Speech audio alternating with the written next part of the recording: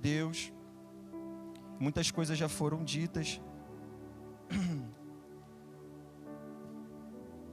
E isso me fez pensar, né, de tantas coisas que são faladas no mundo aí afora, a respeito do amor.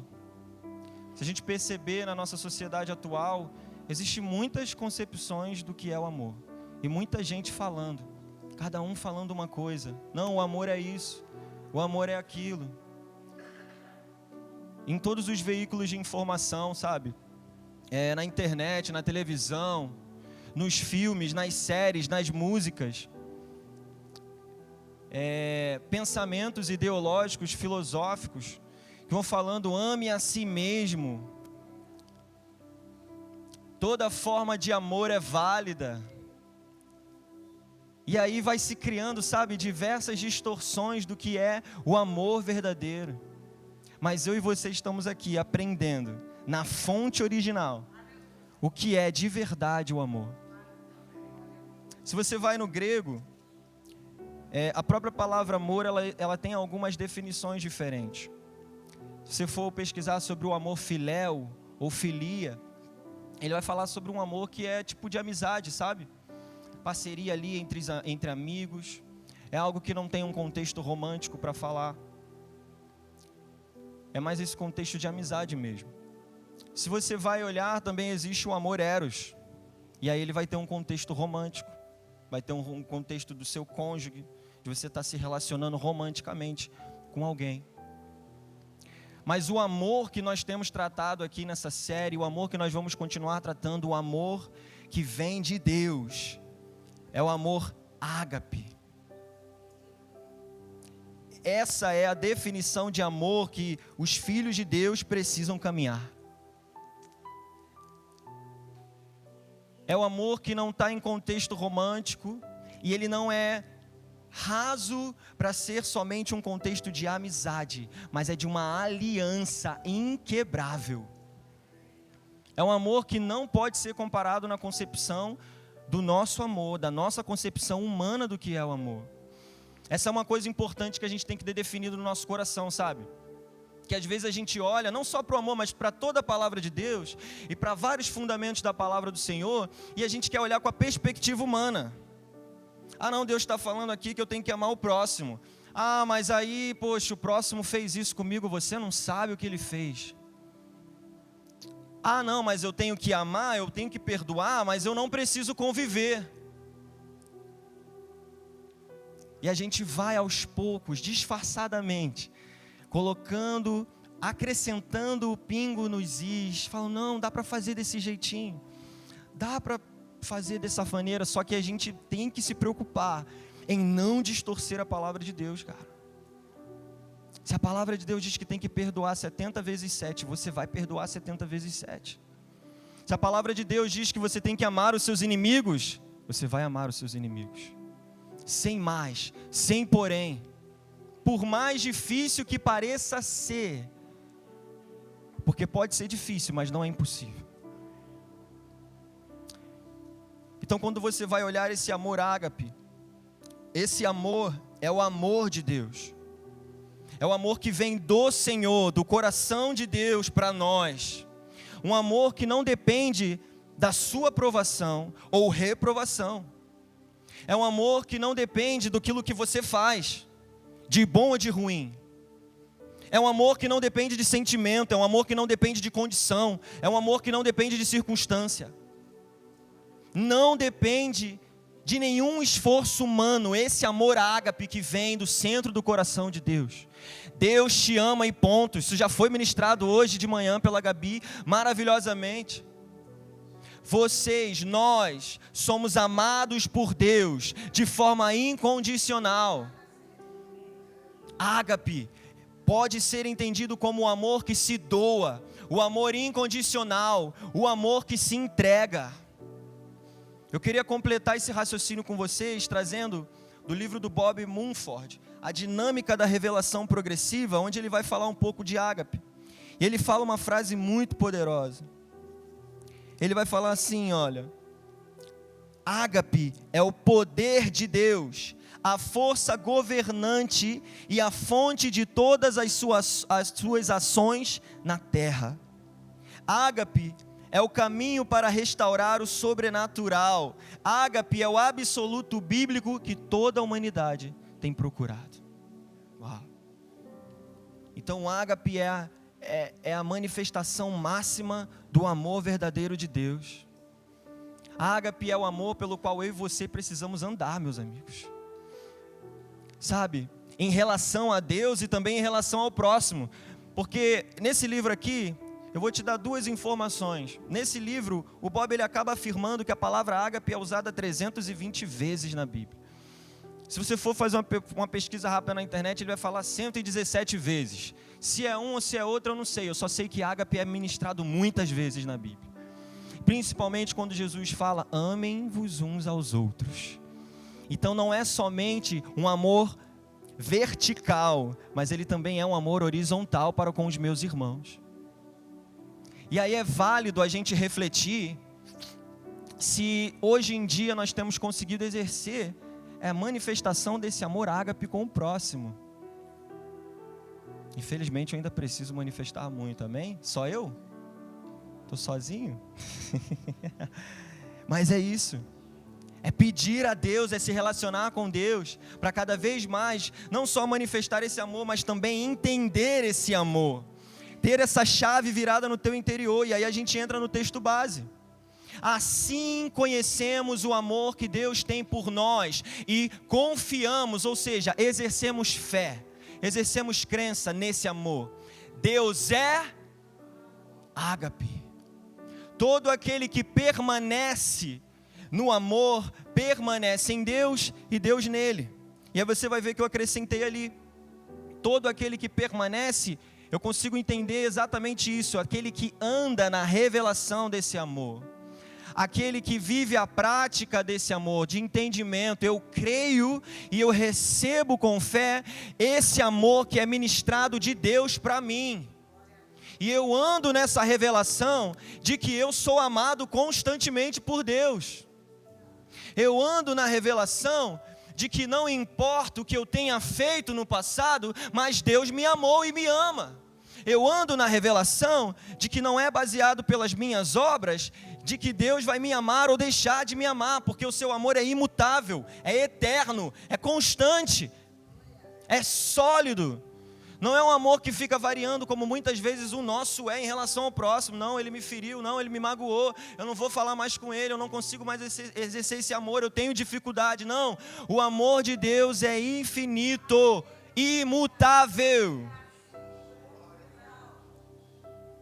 E é por isso que é tão importante que a gente caminhe nessa revelação. Porque quando eu ando na revelação do amor, ou seja, do ágape de Deus, eu passo a viver a vida que o Senhor projetou para mim. Esse é um ponto muito importante que a gente vai tratar durante essa mensagem, durante toda a mensagem. Deus projetou uma vida para você, um padrão para que os filhos de Deus pudessem viver na terra. E eu só consigo viver esse padrão de vida quando eu creio e me submeto na revelação desse amor. Que vida é essa que Deus projetou? É uma vida no centro do seu amor, glorificando e me relacionando com Ele. Então é uma vida de relacionamento constante com Deus, de intimidade. E nesse ambiente de relacionamento não tem medo e nem dúvida, mas sim uma vida com certeza, ou seja, com fé, de que Deus me ama e cuida de mim o tempo todo. E aí você vai observar isso em Jeremias 29:11. Porque sou eu, diz o Senhor, que conheço os planos que tenho para vocês, diz o Senhor, planos de fazê-los e não lhes de causar, planos de dar-lhes esperança e é isso que o coração de Deus ministra para mim e para você. Esse é o projeto de Deus. Ele tem planos de paz, Ele tem planos de prosperidade, Ele tem plano de segurança para a sua vida. Não existe medo nesse lugar, como o pastor Luiz já ministrou no início dessa série.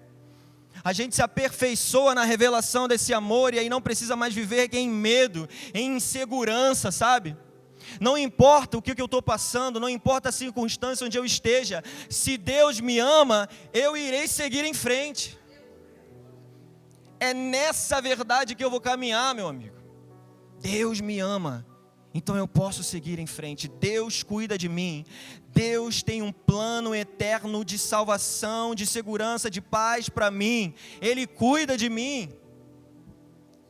Então, confirmando, o ágape é o amor sacrificial, que mesmo diante da depravação do homem, escolheu dar a sua vida em favor dele.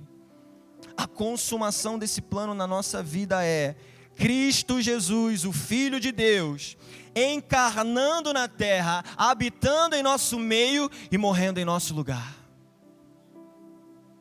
Se existe alguma dúvida de que Deus nos ama, nós precisamos olhar para a revelação da cruz do Calvário. Jesus, o Filho de Deus, se entregou para morrer no meu lugar. Ele entregou a sua vida, quando ainda a depravação do homem era máxima. Romanos 5, versículo 6, na versão da Bíblia Viva, vai dizer: quando estávamos totalmente desamparados. Na versão da Almeida vai dizer: quando ainda éramos fracos, Cristo veio na hora. Ele não veio na hora errada, ele não veio atrasado, ele não veio adiantado, ele veio na hora certa e morreu pelos pecadores. Ele morreu por mim e por você. É com base nessa revelação, cara, que eu vou viver em gratidão, que eu vou viver em fé. Ele morreu por mim, o Filho de Deus, o Filho do Deus Altíssimo, o próprio Senhor, desceu na terra para morrer no meu lugar, uma morte que eu merecia, uma morte que era destinada a mim, por causa da velha natureza, por causa do pecado que habitava na humanidade. Mas Deus veio e morreu. Sabe, nesse próprio capítulo de Romanos, Paulo vai estar falando em algum momento aqui, que ele vai falar: talvez valha a pena morrer por alguém bom. Talvez você pense: cara, eu morreria pelos meus filhos, ou eu morreria pelos meus pais, eu morreria pela minha família. E a gente sabe que ainda teria pessoas que não pensariam dessa maneira. Mas quem morreria por alguém ruim? Quem aqui de coração, de bate pronto, quem morreria por um assassino? Quem morreria por alguém que violenta outra pessoa? Quem morreria por um abusador? Talvez a primeira resposta que venha no nosso coração seja: não, eu não morreria, eu não faria isso. Porque é exatamente essa a ótica do homem, a ótica depravada do homem, caída da humanidade, que olha para a obra, que olha para o exterior, mas que não consegue enxergar além de uma natureza caída. Mas Deus era aquele que poderia enxergar além dessa natureza carnal. Deus é aquele que olhou para nós, que nos amou e disse: não, vale a pena, porque é a minha criação. Eu criei, eu sei o valor. É por isso a importância de se olhar pela ótica de Deus a respeito de todas as coisas, mas também a respeito do próximo, em amor. Eu não posso olhar para o meu irmão de forma externa. Eu não posso olhar para o passado dele, eu não posso olhar para o que ele fez, para o que ele faz, para o que ele ainda vai fazer, porque ele ainda vai errar. Mas eu preciso, com a ótica de Deus, olhar o interior, que foi regenerado por Jesus. Eu preciso amar e eu preciso entender que eu sou amado. Uma outra confirmação disso está em 1 João, capítulo 4, versículo 9, que vai dizer: foi assim que Deus manifestou o seu amor entre nós, enviou o seu Filho unigênito ao mundo, para que pudéssemos viver por meio dele. É por causa de Jesus que eu e você podemos viver, irmãos. Você consegue entender isso na sua carne? A vida de Deus hoje habita no teu interior. De forma que, como Paulo disse, já não vivo mais eu, mas Cristo vive em mim. É isso que eu preciso afirmar, é isso que eu preciso crer e é isso que eu preciso manifestar. Já não é mais a minha própria vida, já não é mais o meu caráter antigo, mas é a minha natureza transformada, a natureza do Deus vivo habitando em mim e se manifestando através do Espírito Santo.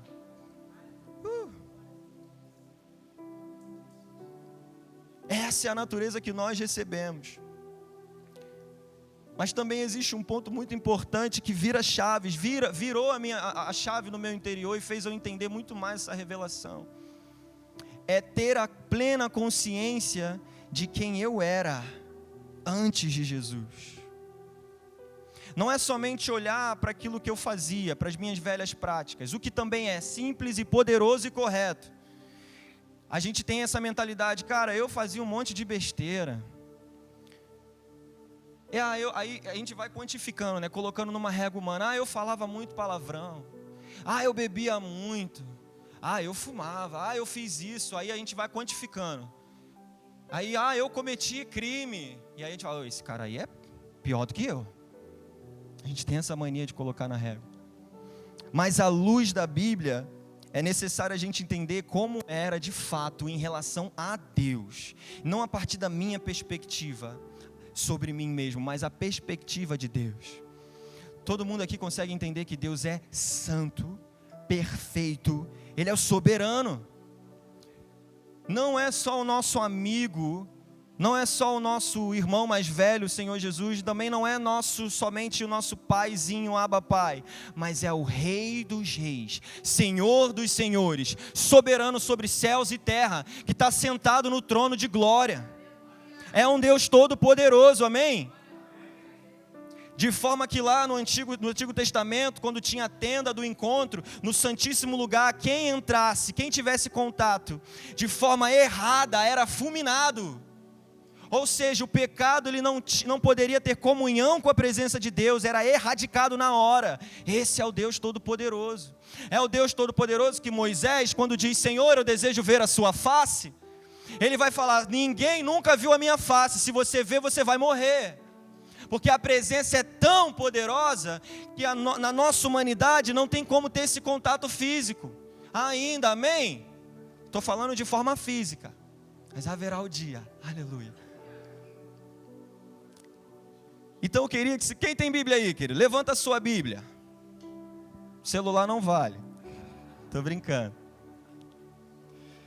Eu queria que você abrisse em Efésios, para testificar tudo o que eu falei, um pouco do que eu falei agora em relação à nossa condição em relação a Deus. A verdadeira condição espiritual de quem nós éramos antes de Cristo, amém? Eu já vou iniciar a leitura, Efésios capítulo 2, a partir do versículo 1, vamos ler um pouquinho. Quem achou, diga amém. Quem não achou, diga EBD. Esqueci de fazer a piada com a minha roupa. Eu ia falar para vocês não sentirem saudade do pastor Luiz, eu vim de Luiz.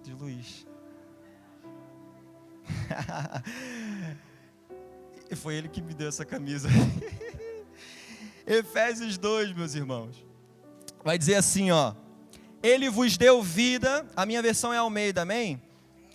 Ele vos deu vida, estando vós mortos nos vossos delitos e pecados. Primeira condição antes de Cristo, nós estávamos mortos.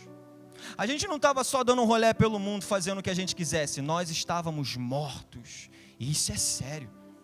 Mortos não na carne ainda, mas espiritualmente. E antes de Cristo, de forma eterna.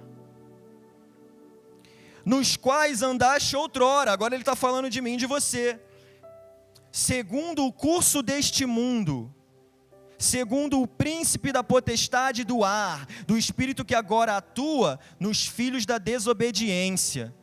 Então ele está falando, segundo o sistema que governa esse mundo, a mentalidade que governa esse mundo. Segundo o príncipe da potestade, ele está falando de Satanás, o governo do anticristo. Uma mentalidade que é totalmente contrária a Deus. E aí ele diz que agora atua nos filhos da desobediência. Então nós éramos filhos da desobediência. Filhos da rebeldia. Filhos de uma mentalidade contrária.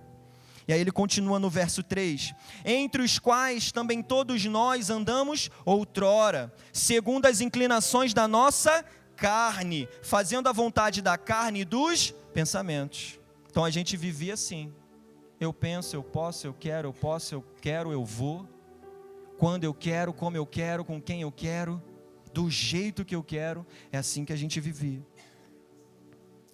E éramos por natureza, no nosso interior, filhos da ira, como também os demais. Eu não só simplesmente não conhecia Deus, não me relacionava com Deus, eu não só simplesmente fazia uma besteirinha ou outra, eu era filho da ira, destinado à ira, destinado à condenação.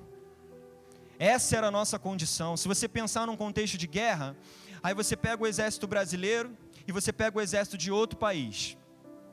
Aí eles dois vão entrar em conflito. O que esse exército, em relação ao nosso exército brasileiro, é? Inimigo. Essa era a nossa condição em relação a Deus. Se você vai ali em Colossenses 1, acredito que 1:27. 1:27, não.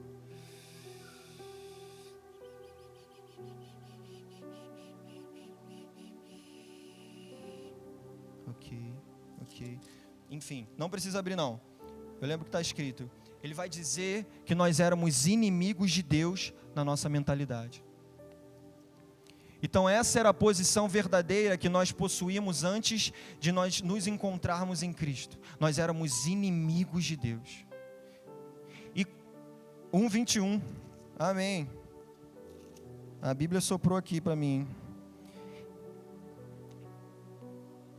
Entendi, é porque a versão que está na minha mente é da NVI. E a vós outros também, que outrora éreis estranhos e inimigos no entendimento, ou seja, na mentalidade, na consciência, pelas vossas obras malignas. Quando eu olho para essa realidade, chaves começam a virar.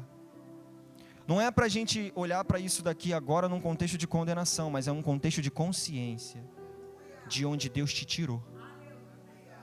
Porque aí Paulo agora vai vir com um mais, o porém. Mas, versículo 4 de Efésios capítulo 2. Mas Deus, sendo rico em misericórdia, por causa do grande amor com que nos amou, e estando nós mortos em nossos delitos e pecados, nos deu vida, juntamente com Cristo. Pela graça sois salvo.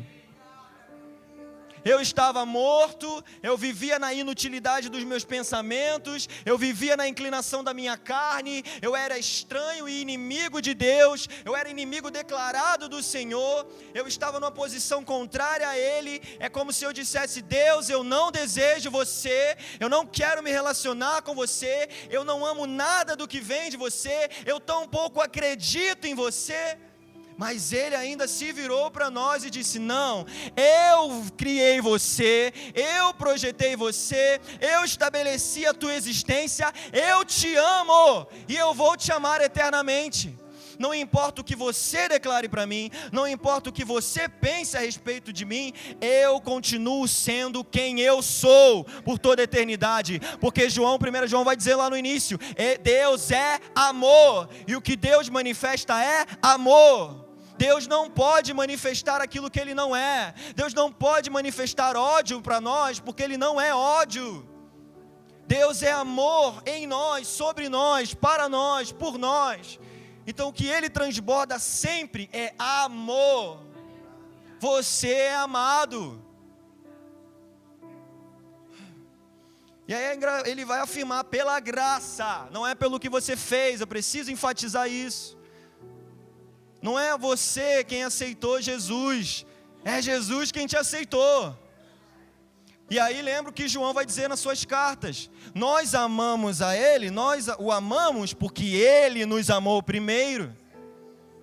Então é uma condição de resposta a Deus daquilo que Deus já fez comigo. Deus me amou e agora eu posso amá-lo. Deus me escolheu e agora eu posso escolhê-lo. Deus me abraçou e agora eu posso abraçar Ele. Deus decidiu se relacionar comigo e agora eu posso me relacionar com Ele, por causa do seu sangue que foi derramado por nós. E aí você vai juntar com o que vai dizer em Hebreus: por causa do sangue, nós podemos entrar no santíssimo lugar sem culpa ou condenação. Não existe mais nada que possa impedir a mim e a você de entrar na presença de Deus, de se relacionar com Deus e de receber a manifestação abundante do amor dele. Você é amado. Versículo 6, ele vai dizer: e juntamente com ele, com quem? Com Cristo, nos ressuscitou e nos fez assentar nos lugares celestiais em Cristo Jesus. Então, se antes eu era destinado à ira, agora eu sou destinado ao amor. Se antes eu estava no lamaçal de pecados, agora eu estou assentado nas regiões celestiais, juntamente com Cristo Jesus. Essa é a nossa identidade agora.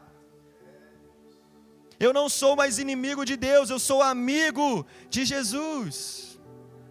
E aí ele vai continuar enfatizando: porque pela graça sois salvos, por causa daquilo que Cristo fez, por causa do sacrifício de Jesus, vocês são salvos, mediante a fé, e isto não vem de vós, é dom de Deus, é presente do Senhor.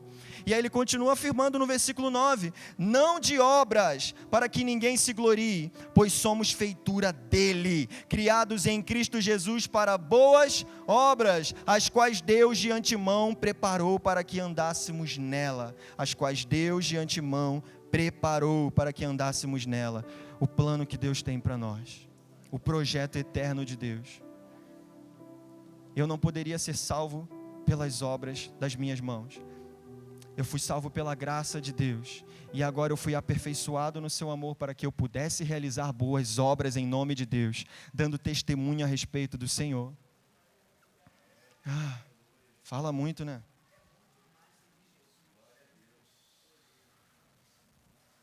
É bom demais ser de Jesus, aleluia. Você está feliz, irmão? Você está meio quieto?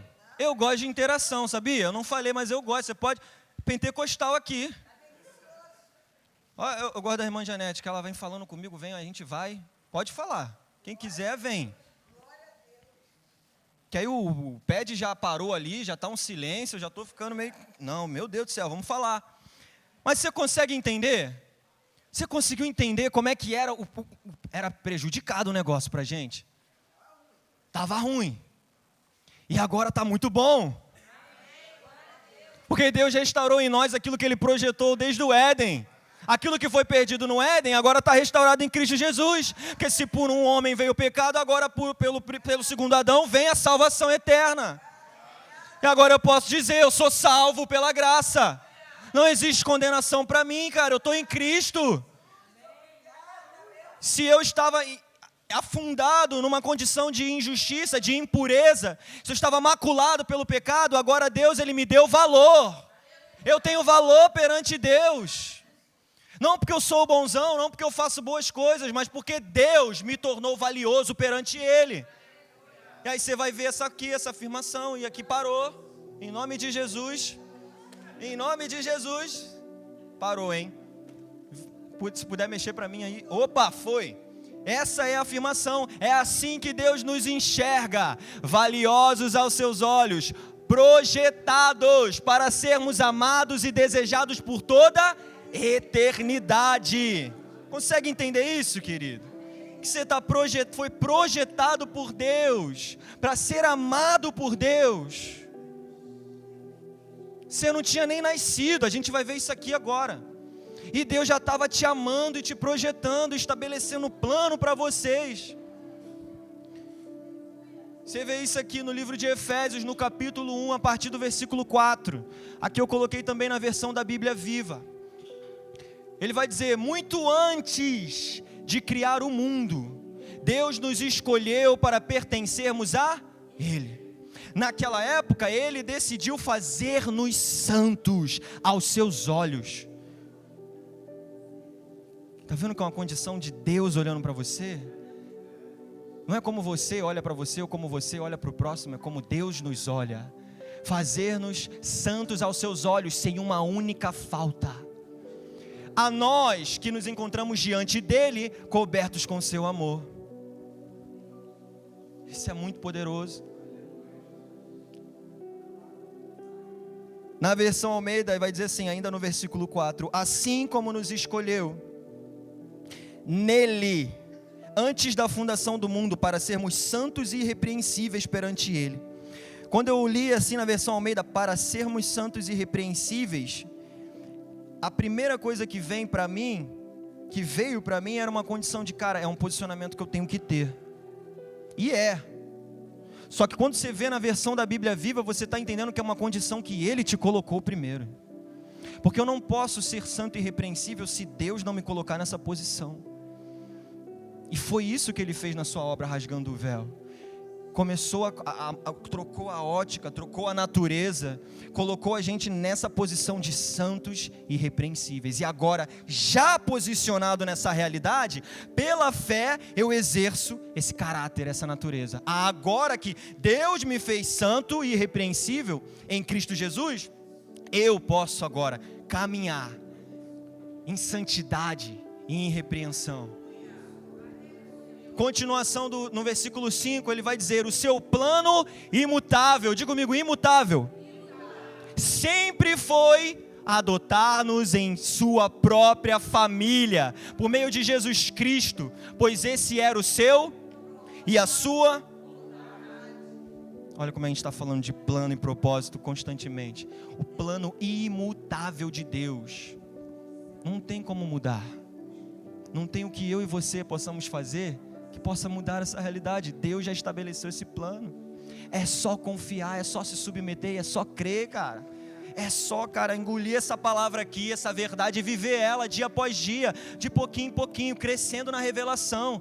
Não é do dia para a noite, ninguém está pregando nada absurdo. É se achegando a Deus, encontrando a Deus. Isso foi ministrado pelo pastor Ronald na semana, quando ele pregou aqui, na parte 3.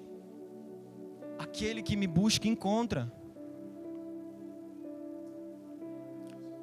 E olha o plano dele, é adotar-nos em sua própria família. Na versão aqui da Almeida ele vai dizer: nos predestinou para ele, para a adoção de filhos, por meio de Jesus Cristo, segundo o beneplácito da sua vontade. Então a vontade de Deus sempre foi fazer com que eu e você fizéssemos parte da família dele. Hoje nós podemos afirmar com clareza que somos filhos de Deus, que fazemos parte da família de Deus, o que confirma em Salmos 68, Deus faz o solitário andar em família.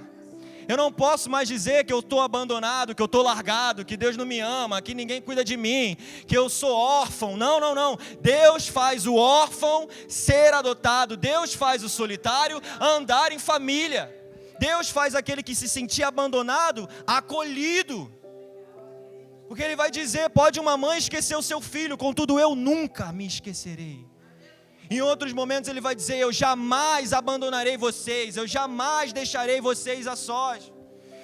Se você for procurar o nome dele, ele é chamado de Deus Emanuel, que significa Deus conosco. Essa é a realidade de Deus. Obrigado, Jesus. E aí você vai dar uma pulada lá para o versículo 11, ele vai continuar falando de propósito.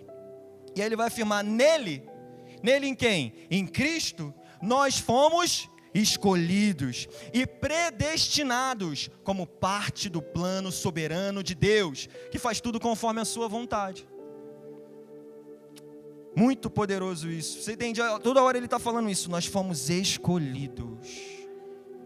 Nós fomos escolhidos por Deus e predestinados, projetados, desde antes de tudo isso aqui existir. Desde antes do próprio Adão e Eva existir, você já estava no coração de Deus, cara. E é legal, botei aí na versão Almeida, ele vai trazer um contexto interessante. Ele pulou aqui, gente. Aqui. Ele vai dizer na versão Almeida que nós fomos feito herança. Olha lá, nele digo, no qual fomos também feitos herança, predestinados segundo o propósito daquele que faz todas as coisas, conforme o conselho da sua vontade. É interessante, porque a gente sabe que a cruz, o sacrifício do Senhor Jesus e a sua ressurreição nos tornou herdeiros e co-herdeiros em Cristo, amém? Mas olha o que Paulo está dizendo, que nós fomos feitos herança, ou seja, nós nos tornamos herança de alguém. E aí se você vai em Isaías 53, quando ele vai narrar toda a jornada de Jesus, o seu sacrifício rumo à cruz do Calvário, ele vai dizer: mas ele verá o fruto do seu penoso trabalho e se alegrará. E eu consigo entender que o parte essencial desse fruto que Jesus já recebeu, sou eu e você. E Paulo está afirmando isso: nós nos tornamos herança do Senhor. Nem eu e nem você podemos nos depreciar em algum momento, dizendo que somos algum fracasso, dizendo que não valemos nada, dizemos que não somos preciosos, que não temos valor, que não somos ninguém. Nós não podemos dizer isso. Tão pouco dizer isso de alguém, tão pouco aceitar que alguém, que o mundo ou que o inferno diga isso para nós. Porque a palavra de Deus está dizendo aqui, ó, vocês são herança, vocês são a recompensa de Cristo. Jesus olhou para vocês e se alegrou, ou seja, Ele olhou para nós e disse: vai valer a pena morrer por esse povo, vai valer a pena derramar o meu sangue pela igreja do Senhor, vai valer a pena morrer pela igreja e tornar essa galera tudo meus irmãos. Jesus estava querendo irmão, sabe? Quando você é pequeno, você fala: papai, mamãe, quero um irmãozinho. Estou brincando, mas essa é a realidade. Meu Deus, Cristo entregou a própria vida para que eu e você pudéssemos estar aqui hoje vivos. E conforme Efésios 1, então ele está dizendo que esse exato momento aqui, em que eu estou ministrando, em que a igreja está ouvindo, em que nós estamos aqui cultuando ao Senhor, foi projetado por Deus desde antes da criação do mundo. Deus planejou esse dia aqui para eu e você estarmos presentes. Ele te escolheu para estar aqui nesse momento, Ele te escolheu para estar nele, no centro do amor dEle, recebendo o amor dEle. Então essa é a maior evidência que podemos afirmar. Vou falar nossa aqui, a nossa existência revela o amor de Deus por nós. O simples fato de eu nascer mostra que Deus nos amou e nos projetou desde a eternidade. A gente já está um pouco próximo do fim, mas eu espero que isso esteja firmado no nosso coração, que Deus nos projetou, que a minha existência, a tua existência revela o amor de Deus. A existência da humanidade manifesta o amor de Deus pela humanidade.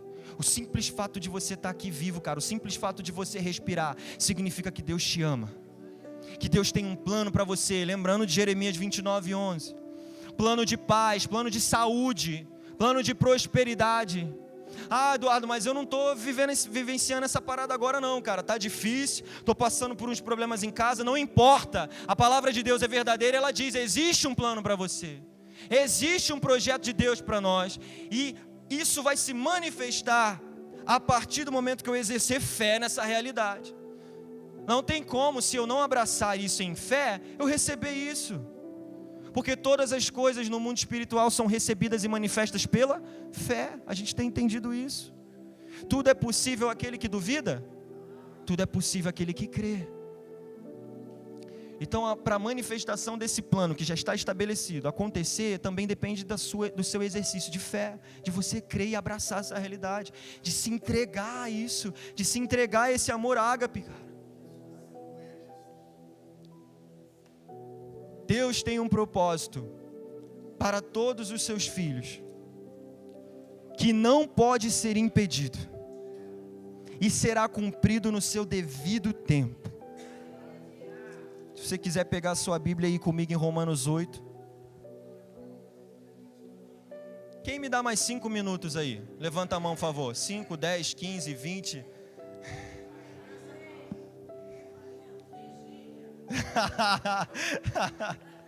Já estou terminando, irmão, pode deixar.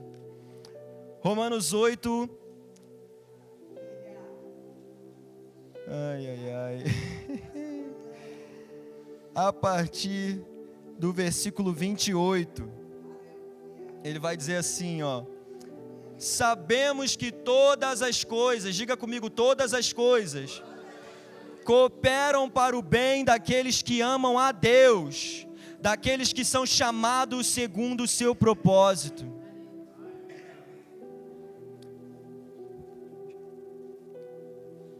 Vamos repetir isso aqui? Sabemos que todas as coisas cooperam para o bem daqueles que amam a Deus, daqueles que são chamados segundo o seu propósito. Todas as coisas vão cooperar para o bem. Está aqui, na verdade, eu pensei que eu não tinha colocado, gente.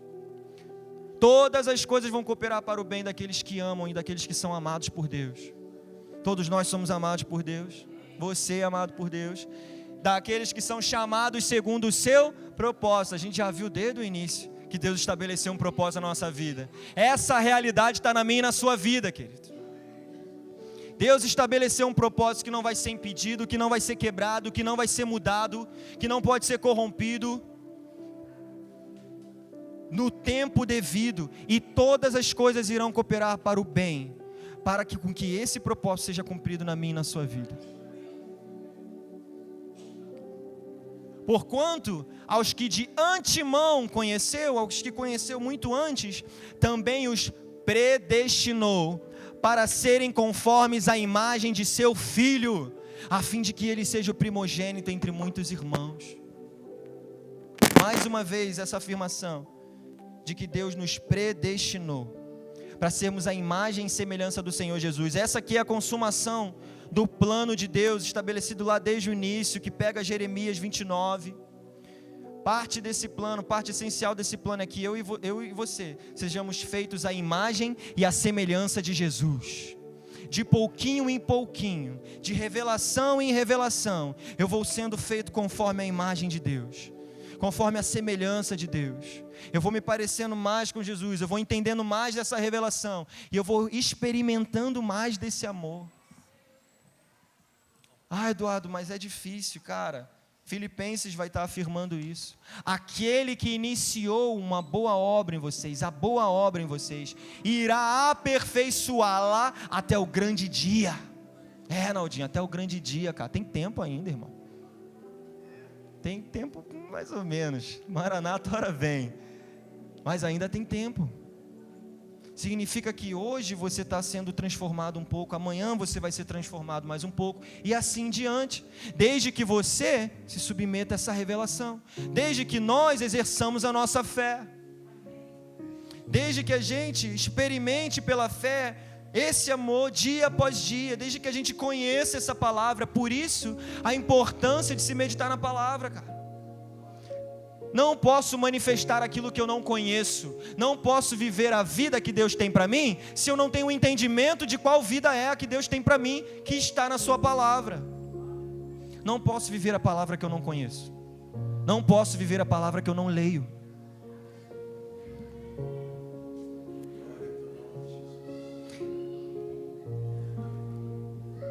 E aí ele continua no 30, confirmando mais uma vez.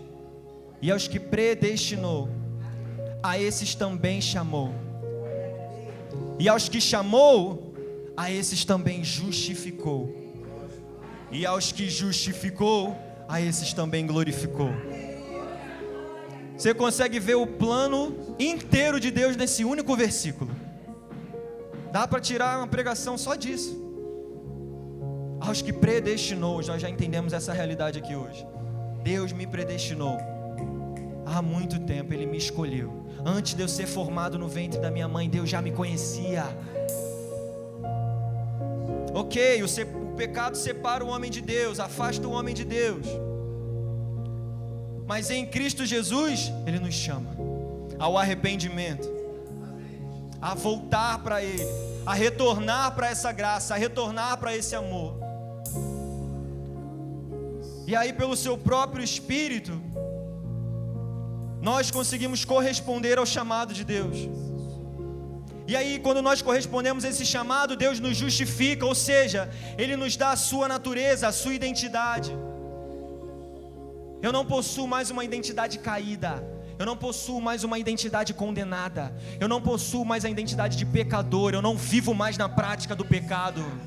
Eu sou justificado, ou seja, feito justiça por Deus. Aquele que não conheceu o pecado se fez pecado por nós, nos fazendo sua justiça, nos tornando justiça de Deus.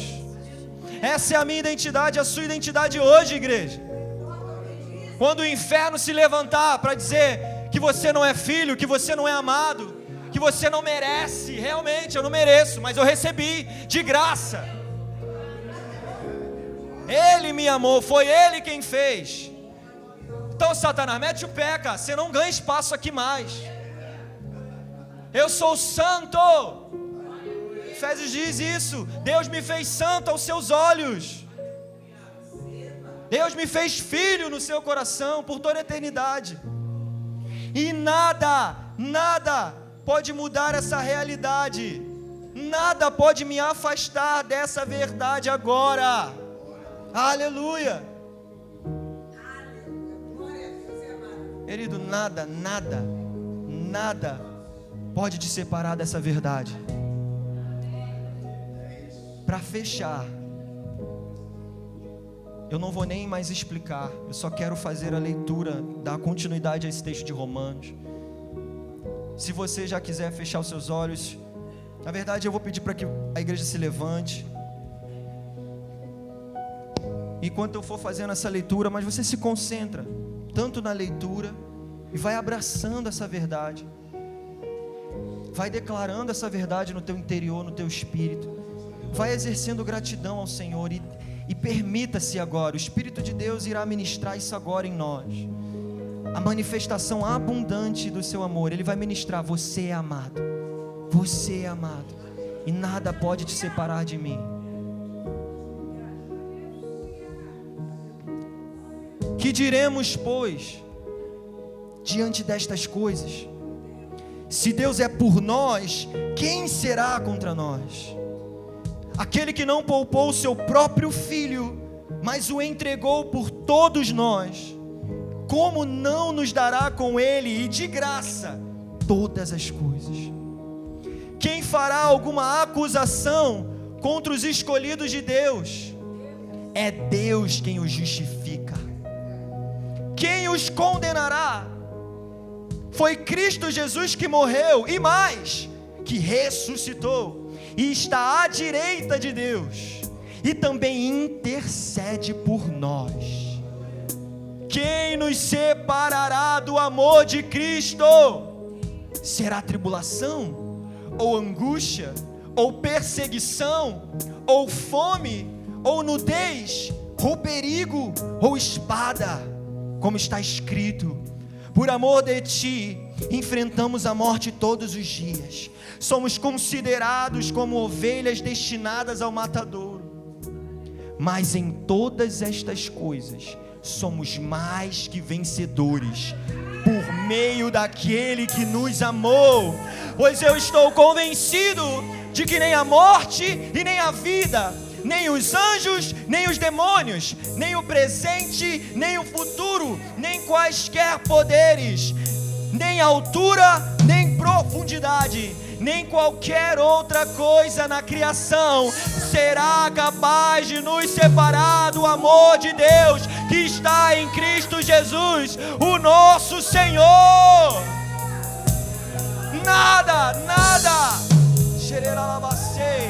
Nada vai separar você desse amor. Nenhuma circunstância pode te distanciar de Deus, querido. Começa a agradecer ao Senhor aí. Começa a louvar por essa realidade. Eu sou filho, eu sou amado. Deus foi até as profundezas do inferno por mim. Deus morreu no meu lugar, a morte que eu merecia, para me dar a vida que eu não merecia. De graça.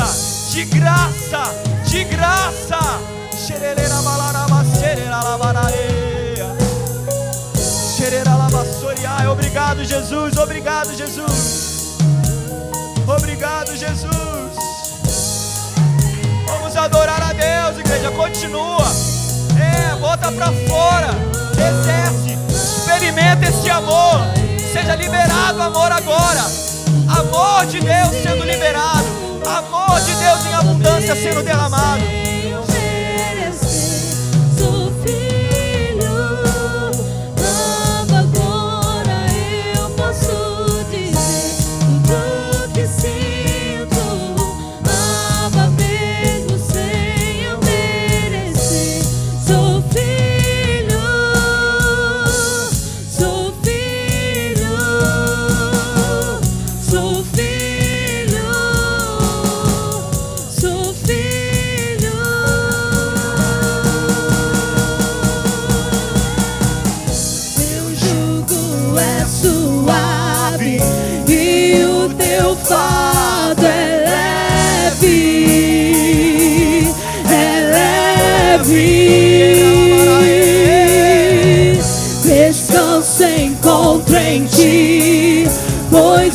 teu fardo é leve,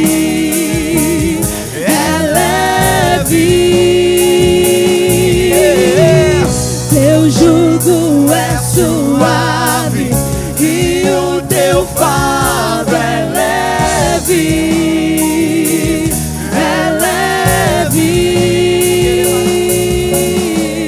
descanso encontro em ti, pois o teu fardo é leve.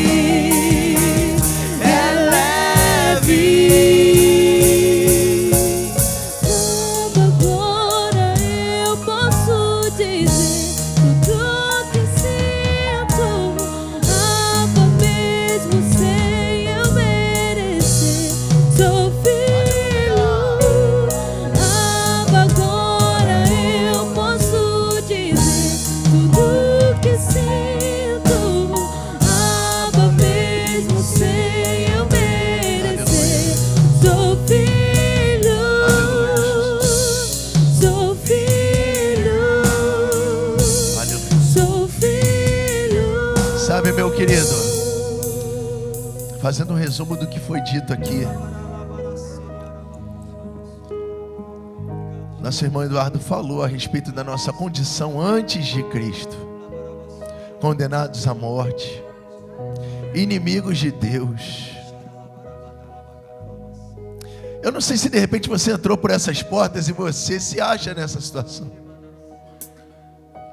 De repente você ainda não encontrou Jesus no teu caminho.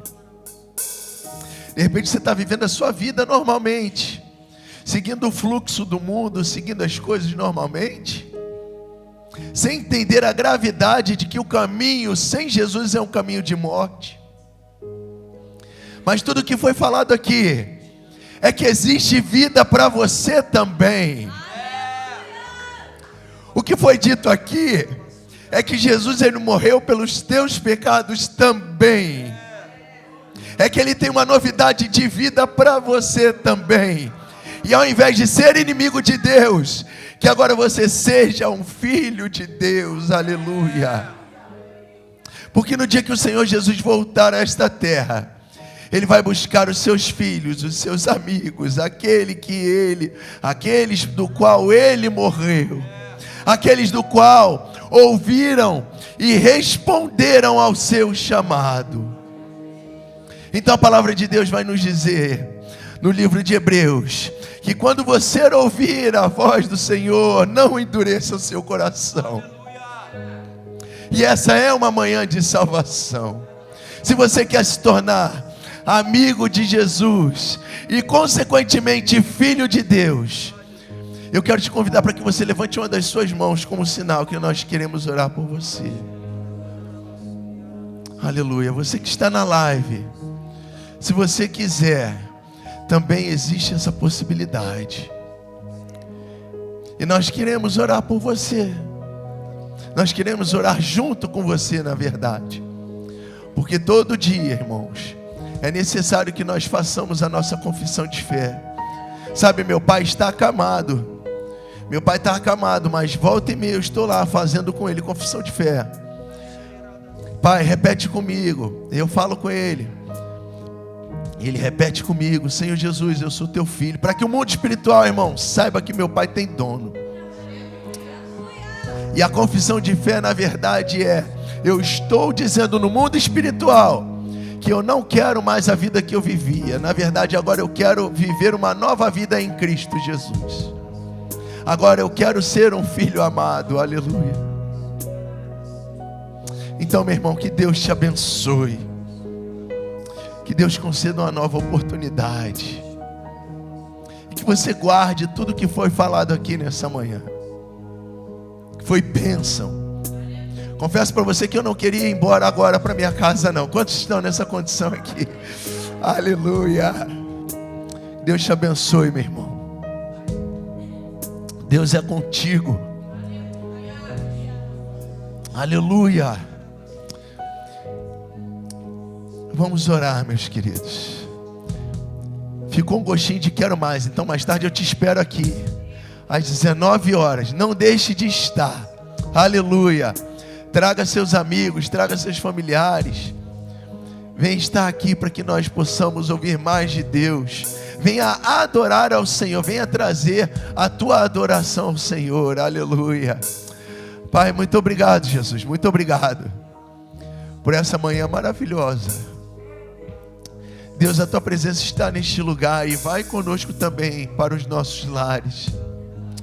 Ó Deus, e a tua presença também, Senhor, está com os meus irmãos que estão nos assistindo na live. Ó Deus, muito obrigado, Senhor. Ó Deus, que a nossa vida, Senhor, a cada dia venha a ser, Senhor, ó Deus, um sacrifício ofertado a Ti. A nossa vida é Tua, Senhor, porque foi o Senhor Jesus que comprou a nossa vida. Foi o Senhor que pagou um alto preço por nós, Senhor. Por isso nós oferecemos as nossas vidas a Ti, Pai. Ó Deus, nos dá uma tarde abençoada na Tua presença. Ó Deus, que tudo que foi falado aqui, Senhor, possa, Senhor, estar queimando no nosso coração. Ó Deus, e a certeza de que nós somos filhos amados. Ó Deus, que o inferno não possa tirar isso do nosso coração, não possa tirar essa certeza. Porque a cada momento, Senhor, o inferno vem lançando algumas palavras para poder tirar essa certeza de nós. Mas Deus, nós temos a certeza em Ti, que Teu Espírito Santo possa selar isso no coração. Ó Deus, que nós somos filhos amados, em nome de Jesus, Pai. Ó Deus, eu declaro uma tarde abençoada para os meus irmãos, Senhor, e um retorno para a Tua casa mais tarde, às 19 horas. Nós temos um encontro marcado aqui contigo, Jesus. Em nome de Jesus, Pai. Em nome de Jesus. Oh Deus, é o que nós te pedimos e já te agradecemos. Em nome de Jesus. Amém, meu querido? Abra sua mão. Que a graça do nosso Senhor e Salvador Jesus Cristo, que o amor de Deus, o nosso Pai, e as doces consolações